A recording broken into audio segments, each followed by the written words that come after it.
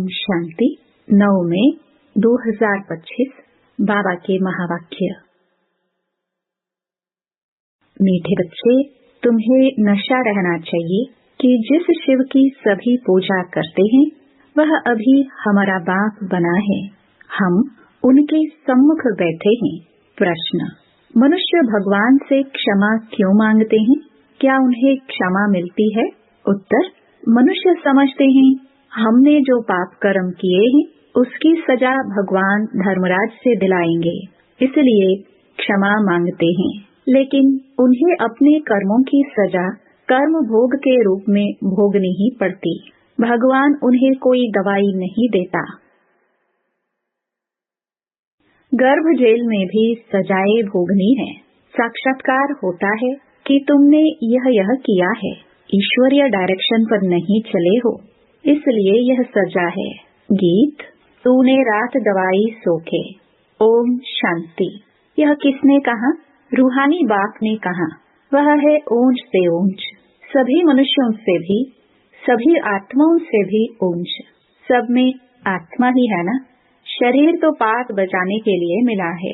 अभी तुम देखते हो सन्यासियों आदि के शरीर का भी कितना मान होता है। अपने गुरुओं आदि की कितनी महिमा करते हैं। यह बेहद का बाप तो गुप्त है। तुम बच्चे समझते हो शिव बाबा ऊंच ते ऊंच है, उनसे ऊंच कोई है नहीं।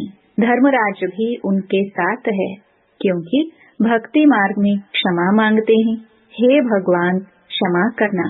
अब भगवान क्या करेंगे? यहाँ गवर्नमेंट तो जेल में डालेगी। वह धर्मराज गर्भ जेल में दंड देते हैं। भोगना भी भोगनी पड़ती है, जिसको कर्म भोग कहा जाता है। अभी तुम जानते हो कर्म भोग कौन भोगते हैं? क्या होता है? कहते हैं, हे प्रभु क्षमा करो, दुख हरो, सुख दो। अब भगवान कोई दवाई करते हैं क्या? वह तो कुछ कर ना सके, तब भगवान को क्यों कहते हैं? क्योंकि भगवान के साथ फिर धर्मराज भी है। पूरा काम करने से जरूर भोगना पड़ता है। गर्भ जेल में सजा भी मिलती है। साक्षात्कार सब होते हैं, बिगर साक्षात्कार सजा नहीं मिलती। गर्भ जेल में तो कोई दवाई आदि नहीं है, वहाँ सजा भोगनी पड़ती है। जब दुखी होते हैं तब कहते हैं, भगवान इस जेल से निकालो। अभी तुम बच्चे किसके सामने बैठे हो? ऊंच से ऊंच बाप है, परंतु है गुप्त। और सभी के तो शरीर देखने में आते हैं। यहाँ शिव बाबा को तो अपना हाथ पांव आदि है नहीं, फूल आदि भी कौन लेंगे? इनके हाथ से ही लेना होगा अगर चाहे तो, परंतु कोई से भी लेते नहीं। जैसे वह शंकराचार्य कहते हैं, हमको कोई छुए नहीं, तो बाप कहते हैं, हम पतितों का कुछ भी कैसे लेंगे? हमको फूल आदि की दरकार नहीं। भक्ति मार्ग में सोमनाथ आदि के मंदिर बनते हैं, फूल चढ़ाते हैं, परंतु मुझे तो शरीर है नहीं, आत्मा को कोई छुएगा कैसे? कहते हैं, हम पतितों से फूल कैसे लेवे? कोई हाथ भी नहीं लगा सकते, पतितों को छूने भी न दे। आज बाबा कहते, कल फिर जाकर नरकवासी बनते हैं। ऐसे को तो देखे भी नहीं। बाप कहते हैं, मैं तो ऊंच से ऊंच हूँ। इन सब सन्यासियों आदि का भी ड्रामानुसार उद्धार करना है। मुझे कोई जानता ही नहीं। शिव की पूजा करते हैं, परंतु उनको जानते थोड़े ही है कि यह गीता का भगवान है, और यहाँ आकर ज्ञान देते हैं। गीता में श्री कृष्ण का नाम डाल दिया है। श्री कृष्ण ने ज्ञान दिया, बाकी शिव क्या करते होंगे? तो मनुष्य समझते हैं वह आते ही नहीं। अरे पतित पावन श्री कृष्ण को थोड़ी कहेंगे, पतित पावन तो मुझे कहते हैं ना। तुम्हारे में भी कोई थोड़े हैं जो इतना रिगार्ड रख सकते हैं। रहते कितना साधारण है, समझाते भी हैं। मैं इन साधुओं आदि सबका बाप हूँ। जो भी शंकराचार्य आदि हैं, इन सबकी आत्माओं का मैं बाप हूँ। शरीरों के बाप जो हैं वह तो है ही, मैं हूँ सभी आत्माओं का बाप। मेरी सब पूजा करते हैं, अभी वह यहाँ सम्मुख बैठे हैं। परंतु सभी समझते थोड़े हैं कि हम किसके सामने बैठे हैं। आत्माएं जन्म जन्मांतर से देह अभिमान पर हिरी हुई हैं, इसलिए बाप को याद नहीं कर सकते, देह को ही देखते हैं। देही अभिमानी हो तो उस बाप को याद करे और बाप की श्रीमत पर चले। बाप कहते हैं, मुझे जानने के लिए सब पुरुषार्थी हैं, अंत में पूरे देही अभिमानी बनने वाले ही पास होंगे। बाकी सब में जरा जरा देह अभिमान रहेगा। बाप तो है गुप्त, उनको कुछ भी दे नहीं सकते। बच्चियां शिव के मंदिर में भी जाकर समझा सकती हैं। कुमारियों ने ही शिव बाबा का परिचय दिया है तो कुमार कुमारियां दोनों जरूर। कुमारों ने भी परिचय दिया होगा। माताओं को खास उठाते हैं क्योंकि उन्होंने पुरुष से जास्ती सर्विस की है, तो बच्चों को सर्विस का शौक होना चाहिए। जैसे उस पढ़ाई का भी शौक होता है ना, वह है जिस्मानी, यह है रूहानी। जिस्मानी पढ़ाई पढ़ेंगे, यह ड्रिल आदि सीखेंगे, मिलेगा कुछ भी नहीं। समझो, अभी किसको बच्चा जन्मता है तो धूमधाम से उनकी छठी आदि मनाते हैं, परंतु वह पाएंगे क्या? इतना समय ही नहीं जो कुछ पा सके। यहाँ से भी जाकर जन्म लेते हैं, परंतु वह भी समझेंगे तो कुछ नहीं। यहाँ का बिछड़ा हुआ होगा तो जो सीख कर गया होगा उसी अनुसार छोटेपन में ही शिव बाबा को याद करता होगा। यह तो मंत्र है ना, छोटे बच्चों को सिखलाएंगे। वह बिंदु आदि तो कुछ समझेगा नहीं, सिर्फ शिव बाबा कहते रहेंगे। शिव बाबा को याद करो तो स्वर्ग का वर्षा पाएंगे। ऐसे उनको समझाएंगे तो वह भी स्वर्ग में आ जाएंगे, परंतु ऊंच पद नहीं पा सकेंगे। ऐसे बहुत बच्चे आते हैं, शिव बाबा कहते रहते हैं, फिर अंतमति सोगति हो जाएगी। यह राजधानी स्थापन हो रही है। अब मनुष्य शिव की पूजा करते हैं, परंतु जानते थोड़े हैं। जैसे छोटा बच्चा शिव शिव कहते हैं, समझते नहीं। यहाँ भी पूजा करते हैं, परंतु पहचान कुछ भी है नहीं, तो उनको बतलाना चाहिए। तुम जिसकी पूजा करते हो वही ज्ञान का सागर, गीता का भगवान है। वह हमको पढ़ा रहे हैं। इस दुनिया में और कोई मनुष्य नहीं जो कह सके कि शिव बाबा हमको राजयोग पढ़ा रहे हैं। यह सिर्फ तुम जानते हो, सो भी भूल जाते हो। भगवानुवाच, मैं तुमको राजयोग सिखाता हूँ। किसने कहा? भगवानुवाच, काम महाशत्रु है, इस पर जीत पहनो। पुरानी दुनिया का संन्यास करो। वह है शंकराचार्य, यह है शिवाचार्य, वह हमको सिखलाते हैं। श्री कृष्ण आचार्य नहीं कह सकते, वह तो छोटा बच्चा है। सत्युग में ज्ञान की दरकार नहीं रहती है। जहाँ जहाँ शिव के मंदिर हैं, वहाँ तुम बच्चे बहुत अच्छी सेवा कर सकते हो। शिव के मंदिरों में जाओ, माताओं का जाना अच्छा है, कन्याएं जाए तो उससे अच्छा है। अभी तो हमको बाबा से राज्य भाग्य लेना है। बाप हमको पढ़ाते हैं, फिर हम महाराजा महारानी बनेंगे। ऊंच ते ऊंच बाप ही है। ऐसी शिक्षा कोई मनुष्य दे ना सके। यह है ही कलयुग। सत्युग में था इनका राज्य। यह राजा रानी कैसे बने? किसने राजयोग सिखलाया जो सत्युग के मालिक बने? किसकी तुम पूजा करते हो, वह हमको पढ़ाकर सत्युग का मालिक बनाते हैं। ब्रह्मा द्वारा स्थापना, विष्णु द्वारा पालना। पतित प्रवृत्ति मार्ग वाले ही पावन प्रवृत्ति मार्ग में जाते हैं। कहते भी हैं, बाबा हम पतितों को पावन बनाओ, पावन बनाकर यह देवता बनाओ। वह है प्रवृत्ति मार्ग। निवृत्ति मार्ग वालों का गुरु बनना ही नहीं है।